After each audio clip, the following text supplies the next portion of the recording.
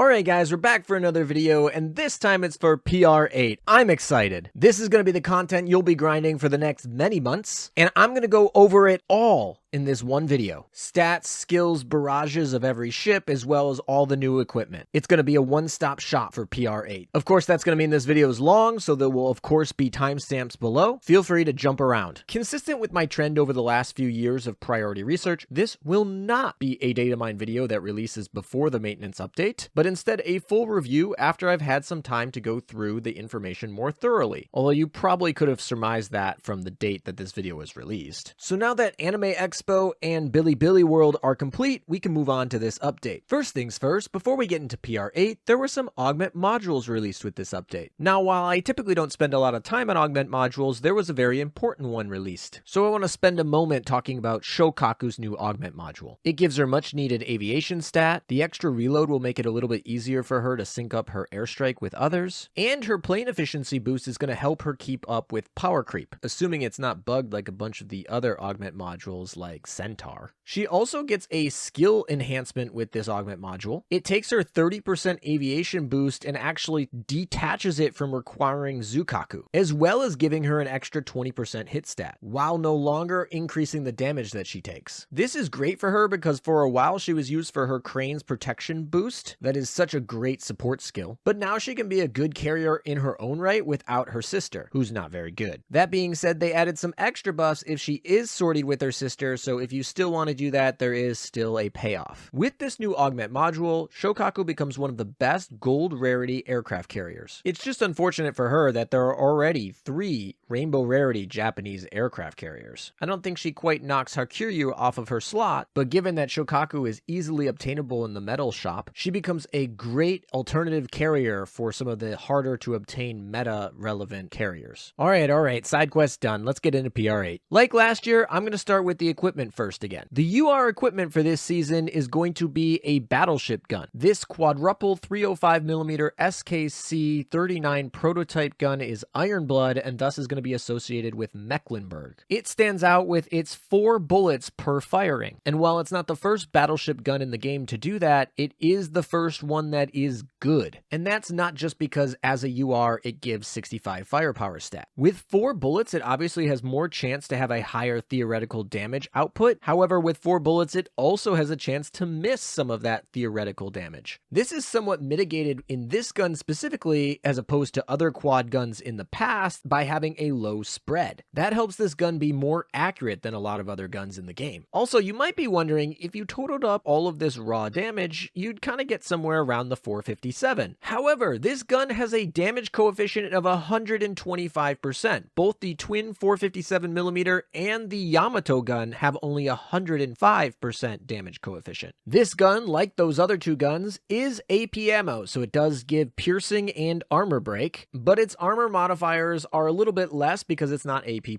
With that though, this is still the best battleship gun in the game against heavy armor enemies, and the second best one against medium armor enemies. You may be wondering about the Yamato gun, the one that does the theoretical most damage for heavy armor enemies. Well, this gun has a reload time of over 7 seconds faster than that gun and gives a similar damage output. So while if you calculate DPS for the Yamato gun it is slightly higher, in all intensive purposes for most content in the game, this quadruple gun is going to be able to fire an extra salvo, and that will blow the damage out of the water when it comes to actual damage you put on your scoreboard. Also, you have to keep in mind syncing. With the reload buffs of your top tier battleships, the 23 reload is actually going to be closer to maybe 20 seconds. This is going to be a very important timer to hit to sync with other carriers and battleships so that their skills can all go off together and synergize. So overall, this new gun gives a DPS level similar to Yamato gun for heavy and medium armor, while also having it fire at a time frame that is good for syncing and thus make it relevant. I think this gun will very much help the battleship meta in terms of fighting against end game content with heavy armor. Currently that meta is defined by carriers, but now now with this gun, you can add in more battleships if you want, without losing your effectiveness. Overall, this is a must pick up gun. I think most accounts are going to be shooting for 3. You really don't need more than 3 because you're only going to need 1 for each of your 3 battleships against those heavy armor bosses, especially when they need to time up together. I'd probably say grind for 2 and then go back to PR5 or PR7 to grind those rainbow equipment, and then you can pick up the 3rd from the shop when it inevitably comes there in the future. All right, moving on, let's go and talk about the other battleship gun that we got today. It's a gold rarity. The triple 406mm 45 MK7 prototype is an Eagle Union gun associated with Kansas. It's a 3-shot AP gun. It specializes in heavy armor enemies. It is a strictly weaker gun than the Yamato gun. I compare it to the Yamato gun because it is really slow. That speed is just not very tenable for a lot of content in the game, and you're giving up a lot of damage from the Yamato gun. Not to mention, I just talked a bunch about why the new quadruple UR gun is going to be better than the Yamato gun. There's no real reason to farm this gun. In almost any case I would use this gun, I would prefer a champagne gun, which you can easily craft in the gear lab. All right, next up we have an SR light cruiser gun, the triple 108mm improved B1P pattern 1932. This CL gun is a Russian gun and goes with Dmitri. Intriguingly enough, this gun has the highest armor modifier of any AP gun against light armor enemies. And while that might seem counterintuitive for AP ammo, since you would just use HE ammo most of the time, there is a reason for this, and that is to pair with Dmitri specifically. So theoretically, the only time you would ever use this gun is specifically when a ship's skill requires it to have an AP gun to trigger, but you're still fighting against light armor enemies. Then you could use this gun. However, even in that situation, you'd probably still prefer a Plymouth gun, since with its raw damage and extra base firepower, it's going to actually still be better in that situation. So basically, if you have less than 6 Plymouth guns on your account and you have Dmitri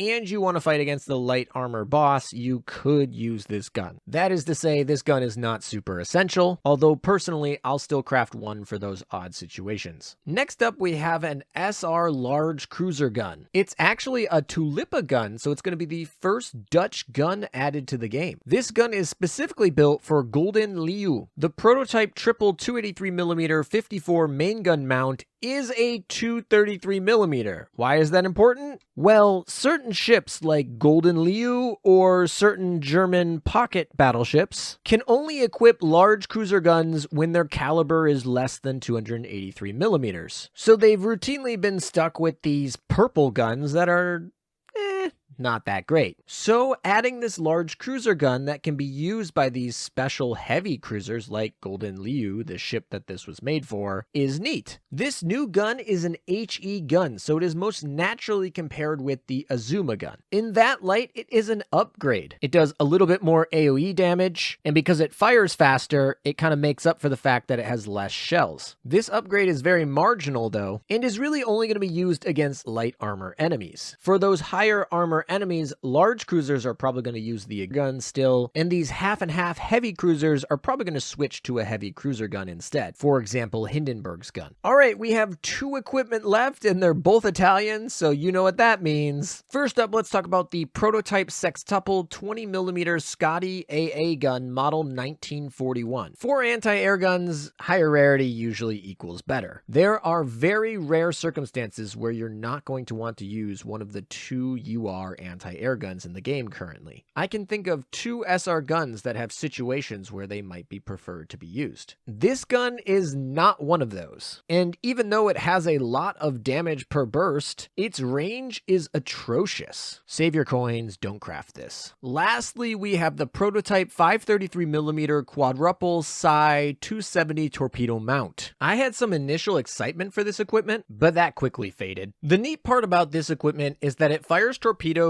in 2 lines of 2. These fire in front statically and have 0 spread. Some of what makes the T-Torps one of the best torpedoes in the game is its low spread that allows for all of its torpedoes to hit a non-moving target. However, the other part is that it has a lot of damage. This new Italian Torps, not so much damage. Its damage output is similar to the 533mm improved quad mag torpedo or the 533mm Mark 35 torpedo mount. Both of these see play because they have acoustic homing torpedoes. And would you look at that, this Italian torpedo mount has acoustic homing torpedoes. Regularly in the game, we've given up tons of DPS to get those acoustic homing torpedoes because they improve the effective damage they're able to output rather than the theoretical damage. Consistency in hitting your target is important, especially when you're playing auto lane. So with similar damage output, if this new torpedo mount is able to have the effective hit rate of the other torpedoes, we'd be in good shape. In fact, we'd be great because this torpedo mount actually fires much faster than a lot of the other magnetic torpedo mounts. It's actually the fastest firing gold rarity torpedo mount in the game. And if that were the case, we'd be talking about the 2-2 format that this mount fires off of. But it's too good to be true. While the torpedoes themselves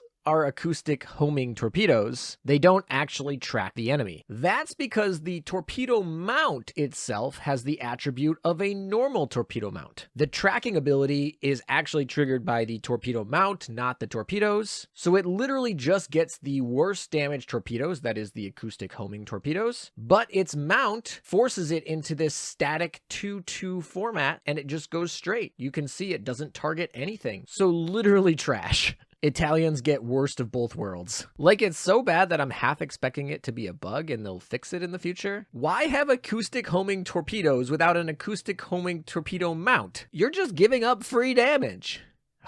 Anyway, that is all the equipment, so we can move right on into the ships. I want to start off with the biggest surprise of this season, Gouden Leeuw. And it's not really that she's a Dutch ship. They just released that faction a few months ago. It's that she got the main DR slot. As of right now, 1/3 of all Dutch ships in the game are rainbow rarity. So Gouden Leeuw is a decisive rare heavy cruiser. I know she looks like she could be a large cruiser, and she actually can equip large cruiser guns as long as they're 283mm or less caliber. So with that restriction, she probably wants to equip a heavy cruiser gun more often than not. Tank-wise, she's not bad, but not top tier. She has the second highest HP of any heavy cruiser, but that's also behind every single rainbow rarity large cruiser. And of course, Napoli from last season. Napoli also benefits from having heavy armor instead of Gouden Leeuw's medium armor. And of course, that amazing smokescreen for a defensive skill that Gouden Leeuw doesn't have something comparable. Where she does have something nice is her evasion stat, which is quite a bit higher than a lot of the other Vanguard ships at over 7,000 HP. Doesn't help that she has 0 luck though. Where she does truly excel though is anti-air. She has the highest anti-air stat of any large or heavy cruiser in the whole game. And just like her closest competitor Guam, she gets an anti-air gun +1. However, instead of Guam's 150% anti-air gun efficiency, Gouden Leeuw has 175% anti-air gun efficiency. However, that doesn't necessarily make her better than Guam at a map that requires anti-air because Guam has a ton of anti-air buffs that she can give to the fleet. So she's more squishy than Napoli, and Guam is generally going to be better in anti-air gun content, but Gouden Leeuw brings some unique things to the table. Her first skill allows her to fire an airstrike support. This is not a traditional barrage. It doesn't trigger on a timer or a specific event. It actually is treated like a battleship salvo. It's a button that you can click. And while most of you will probably play on auto lane and let the computer aim it,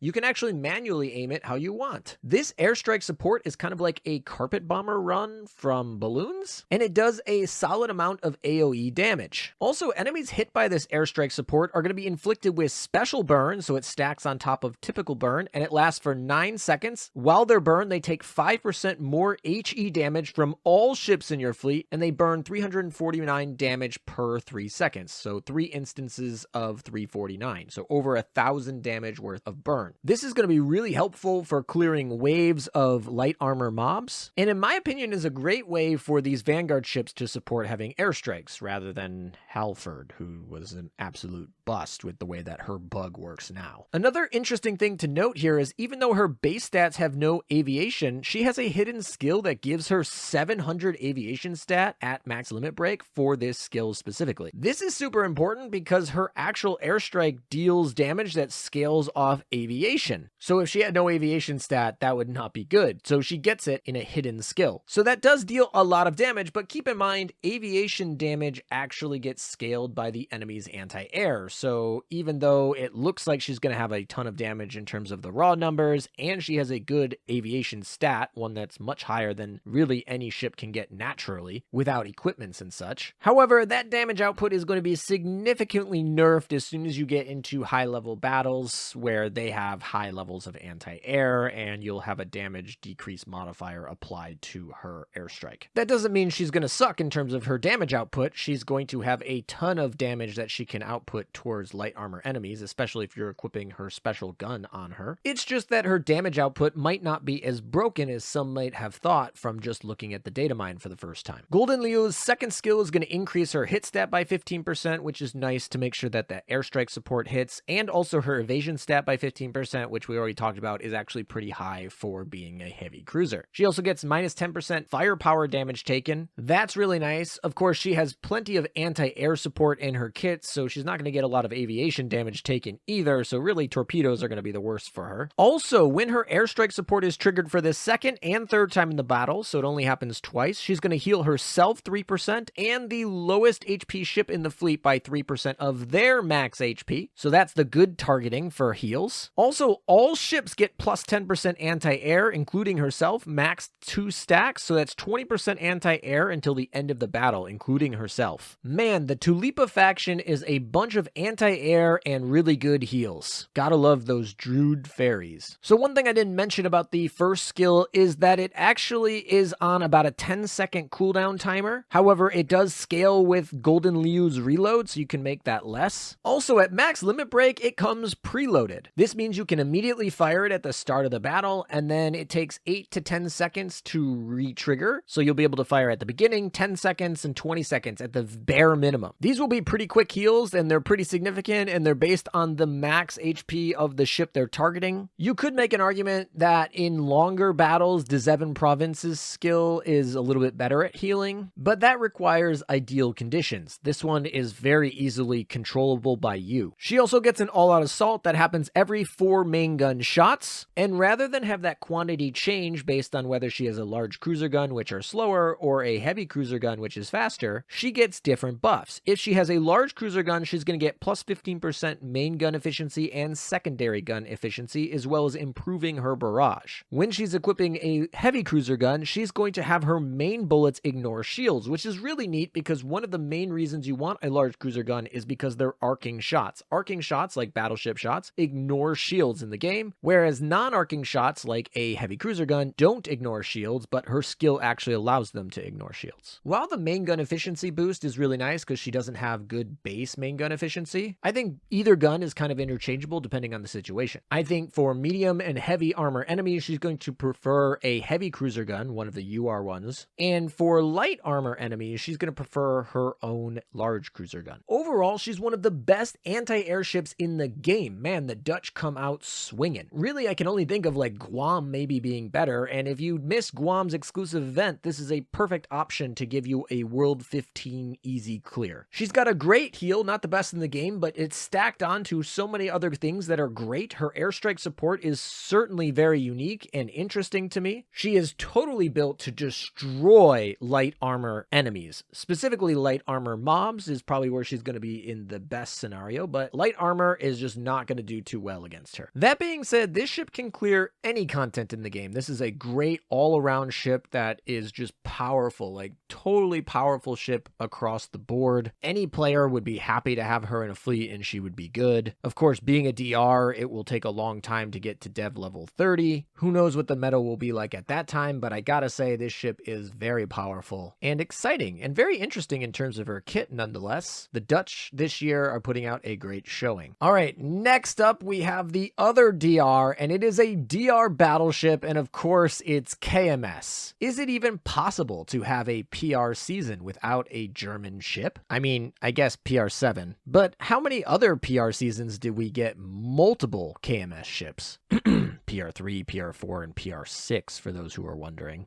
And all 3 times that a German DR ship came into the game, FDG, Agir, and Hindenburg, They were meta-defining. So the new DR battleship, KMS Mecklenburg, has a lot to live up to, and she kind of delivers. She makes it over the 10,000 HP marker, and that's not an easy milestone to make, even among rainbow rarity ships. But that's not even her most impressive stat. Of course, she has the highest torpedo stat of any battleship in the game. She has a torpedo barrage that scales off her torpedo stat. But she is the first ship in the game to break 500 base firepower. And she shattered through that ceiling. No ship in the game had even achieved 480 firepower stat, and she's at 539 firepower stat. Musashi was the reigning firepower stat champion before Mecklenburg, and there is a good gap between Musashi and Raffaello, who is the next behind her, and Mecklenburg has 60 more firepower stat than Musashi. You want to know who Musashi has 60 more firepower stat than? Massachusetts. That is such a crazy amount of power creep in her firepower stat. And it's not like that she particularly has a weakness here. She has 170% main gun efficiency. Musashi had 155% main gun efficiency. You remember how crazy I was excited about Lion having 170% efficiency. So does Mecklenburg, but with an extra 76 firepower base. And it's not like she doesn't get a boost that these other UR battleships were getting. In her second skill, she gets plus 15% firepower stat, which is consistent with a lot of the other rainbow rarity battleships. I mean, Raffaello came out just this March and she only gets 10%, but I guess she is Italian. Her base hit stat is a little low, and of course, being a research ship, she has 0 luck for now. But her second skill also gives her 15% boost to hit stat, and more importantly, decreases her main gun spread by 5. So she really isn't going to have trouble targeting and hitting her opponent. Damage-wise, she has some good buffs as well. Her first skill gives her a barrage at the 10-second mark and every 20 seconds afterward. It gives her this slash. An enemy hit by this slash is going to take 8% more damage from her only for the rest of the battle, and this is the barrage that the torpedoes come in as well. 2 waves of 4, but they're slow. And then the first skill gives her a second barrage that triggers when she fires her main guns. This is an AP barrage. Not the most amount of damage, but still pretty decent, definitely tailored towards heavy armor enemies. And then a random enemy on the screen is going to be given 2 negative debuffs. The first effect increases her crit rate by 10% against said enemy, and increases her crit damage by 20% against said enemy. This will definitely help overcome her lower hit stat. Also, that enemy is going to take 5% more universal damage from all types of damage from all ships in your fleet. Also, if that enemy is afflicted by a pulling effect, increase this damage by another 5%. A pulling effect is something like Bismarck II's black hole effect. It's any effect that kind of sucks the enemy into a point. This extra 5% is multiplicative, so it's actually 10.25% instead of 10% when you add both of them together. And so if you were thinking, wow, this skill looks really tailor-built for Bismarck II. Well, actually, this whole ship is tailored for Bismarck II. Oh my gosh, they must have tested this with Bismarck II so much because they are so meant to be paired together, similar to Soyuz and Nakimov from last season. So not only does an enemy affected by Bismarck II's pulling skill get a damage boost from Mecklenburg, and of course, Bismarck II is going to give plus 15% stats to Ironblood ships like Mecklenburg, but Mecklenburg is also going to get a plus 15% reload stat boost when paired with an Ironblood ship like Bismarck II. This very conveniently pairs exactly with the 15% reload boost that Bismarck II gives herself, and that's important because Bismarck II has 1 single point more of reload than Mecklenburg, meaning if you equip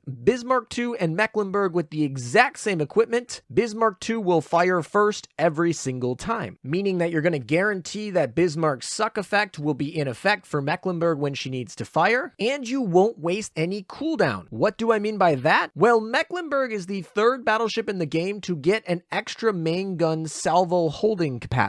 Alsace was the first and Lion was the second. Because they are able to hold an extra salvo, they are able to start recharging their next shot even while they're waiting for the universal cooldown timer. Every carrier in the game works just like this, but for some reason, battleships traditionally have not. So they've been subject to universal cooldown timers that often lead to desyncing, as well as increase the reload time over the theoretical mathematically calculated amount. Because Bismarck II doesn't have this extra capacity, velocity. If Mecklenburg were to have fired first, then Bismarck II would have to wait for Mecklenburg to finish firing before she could fire and then start charging her next salvo, and would ultimately lead to desyncing. Mecklenburg, though, doesn't have to wait to continue charging, so she does have to wait till Bismarck finishes firing, but she will continue to have the ability to charge her next salvo, thus not desyncing. This is perfect synergy for the two of these. Oh, did I mention that this ship gets a straight plus 15% damage modifier against all heavy armor enemies? Crazy. This ship already blows a lot of other ships out of the water in terms of the damage she can output. She has great synergy with Bismarck II, and on top of that, she's going to have this boost to heavy armor, as well as her main gun from PR season is going to be the best battleship gun against heavy armor. Of course, any battleship can use her gun, but she is hands down, no questions asked, in a league of her own in outer space, the best battleship against heavy armor enemies. No doubt about it. Lion, Musashi, move aside, we have a new leader in town for heavy armor enemies. She's also going to be very strong against medium armor enemies too. Unfortunately, she's not going to be as good against light armor enemies, which is kind of unfortunate because that's where Bismarck II succeeds very well. So the fact that she's like a heavy armor specialist and Bismarck is more preference towards light armor is kind of interesting. It means if you want to have a min-max strategy, you're going to be a little upset by that. But if it means you want to have a pure Iron Blood fleet that goes against all forms of content, whether they're light or heavy armor, and you just want to not change your fleet up at all and have a specialist in each category to kind of hedge your bets, that'll be nice. However, basically, she's going to be one of the best battleships against bossing content across the board. This is especially true in Operation Siren because she has Siren Killer, like all of the PR ships. Her barrage is not super tailor-made for mobbing, and of course, a lot of mobs are light armor, although she can well overkill them without any problem. So I imagine you'll be bringing her into a lot of battleship boss fleets. However, depending on the type of content though, you might need to fit in a few carriers, and if that's the case, she might not be worth it because you do want to put her with Bismarck. Bismarck II and Lion would probably be the best options for her. As it stands right now, she's kind of a must pick up. We'll see because it will take months before you can get her to dev level 30, which is required to use this ship competitively. And by then we'll already have had the Japanese anniversary, and potentially already into December we'll have another couple set of URs. So like, we'll see where the meta lies when you actually have her in a usable form. But as of right now, she looks whack. And I haven't even mentioned her last skill yet. It's completely defensive, so it has nothing to do with the DPS we've been talking about, but it's not bad either. It increases her evasion and anti-air stats by 15%, which is good because she's a little on the lower end for both of those stats. And while this ship is above 50% HP, she's going to tank 50% of the damage your flagship receives if she's not the flagship. This can help keep your Bismarck II alive longer because she has a bigger HP pool to draw upon. It's not as good as you might think. It's not like South Dakota, who redirects the damage and reduces the damage on redirect. She's taking the full amount, but it does help you make another ship survive a little bit longer if you so choose, or you just put her in the flagship and nothing's any different. However, once per battle, when this ship's HP falls below 50% as a result of damage taken, so it has to take damage to go below 50%. If you start the battle at 49%, the first damage taken would trigger this, but it wouldn't trigger until you take that damage. This ship is going to go invincible for 3 seconds. Interesting, she has a complete invincibility. It triggers not like on death, so it's not necessarily as good, and it's not super long like some of those really powerful PvP skills, but it is super interesting because let's say a bunch of torpedoes in a wave that have a ton of damage come in, and the first 2 take out like 50% of the damage, and the next 3 would totally kill the ship. She would have that 3 seconds of invincibility to get around like something like T-Torps. So this is actually kind of nice for survivability, especially against enemies that deal a lot of burst damage in maybe not 1 hit, but in like 3 really powerful hits. And she's heavy armor with 10,000 plus HP. If you're killing her in 1 hit, that's crazy. So she'll probably be able to tank the first hit. She'll take a lot of damage, but tank it, and then she'll go invincible for the second and third potentially. So this is really nice for survivability. It's not the best ever. It's not like a heal or anything, but like also really good. This ship is crazy good. I am so excited to start on working on this ship. I think she's awesome. I also think her design is really cool. That's just total side, but I think in terms of her like kit for how she's going to play, I think she's really cool. I like her slash too. I like a lot of things about this ship. I think the only thing is like trying to pull her out of using Bismarck II. She's totally viable without Bismarck II, but she's totally better with Bismarck II. So she's kind of like handicapped a little bit by having to use Bismarck Bismarck II, which sounds wrong because Bismarck II is actually a really good ship, but not in all forms of content and not all the time. And so in situations where you want to like not bring Bismarck II, you're gonna have to second guess bringing Mecklenburg. Like Lion has no restrictions. You can bring her everywhere. She is the most flexible ship ever and the best battleship. I don't think this ship takes over Lion. I think in a lot of ways Lion has more flexibility. I think in any fleet that you have Lion, you can also probably bring Mecklenburg as well. That's totally fine. You're going to want to bring them a lot together, and probably Bismarck is the third. But it's interesting because Lion's going to be better in light armor. Mecklenburg's going to be better in heavy. They're kind of going to be similar in medium, but Lion is going to have less fleet construction restrictions, which will make her better in the long term when there are better ships like, you know, Yamato, wink, wink, that might be worthy to bring in over a Bismarck II,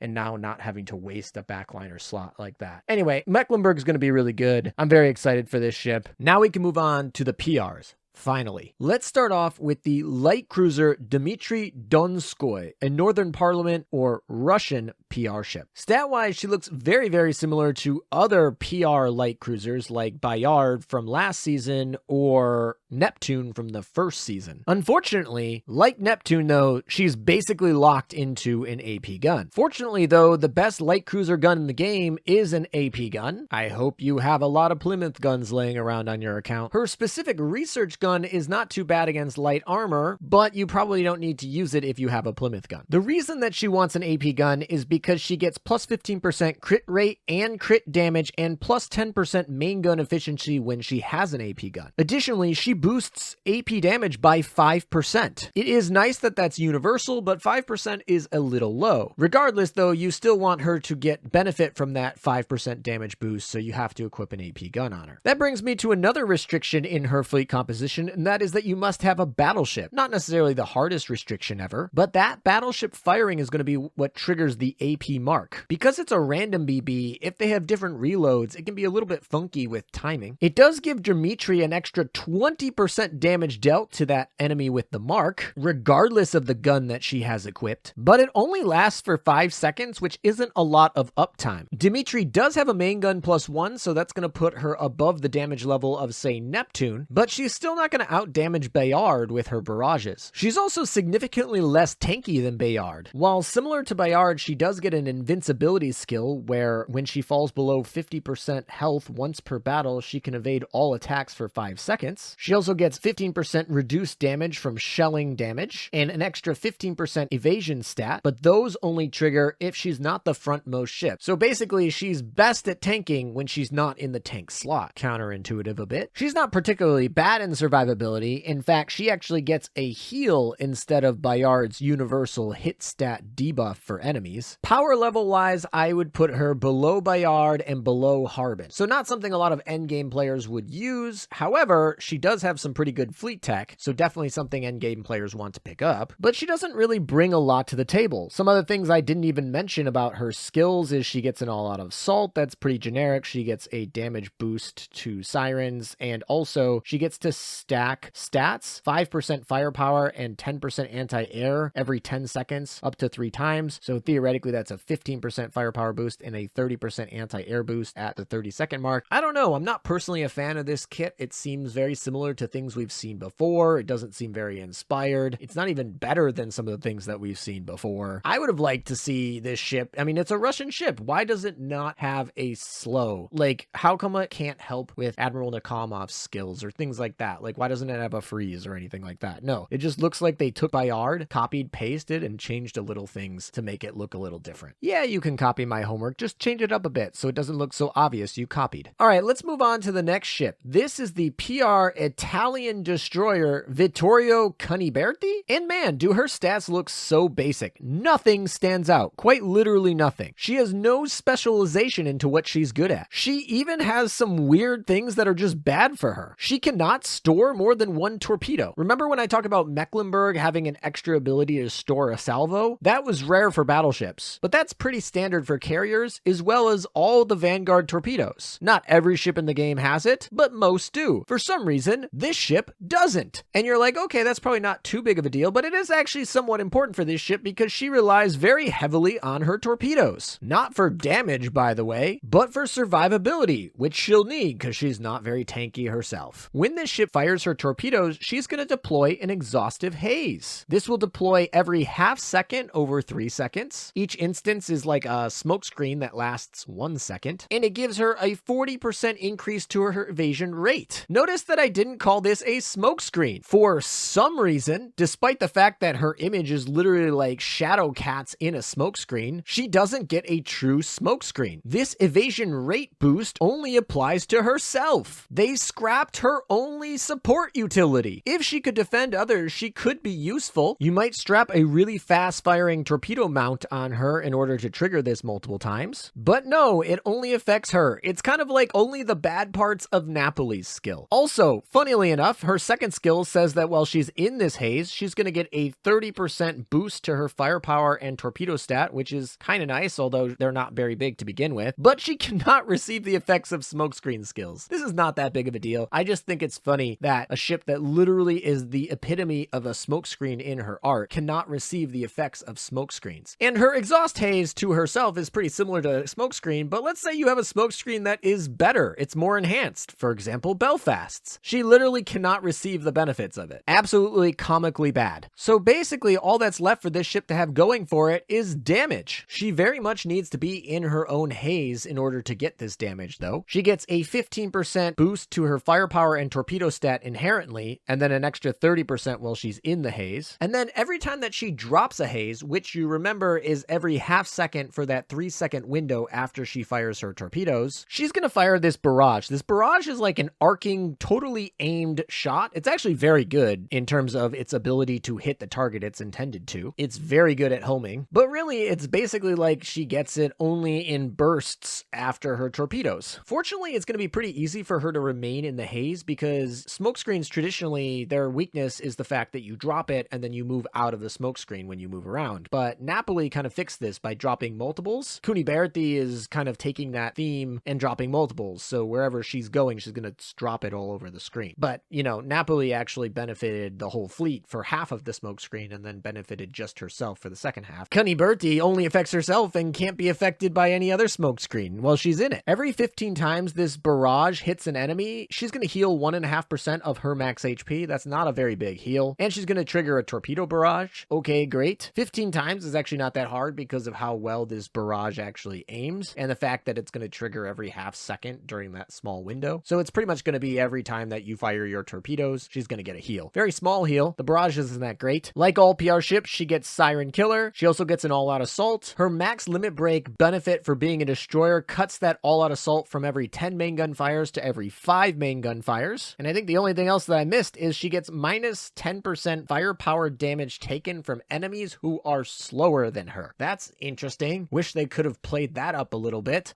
This is so sad. This ship.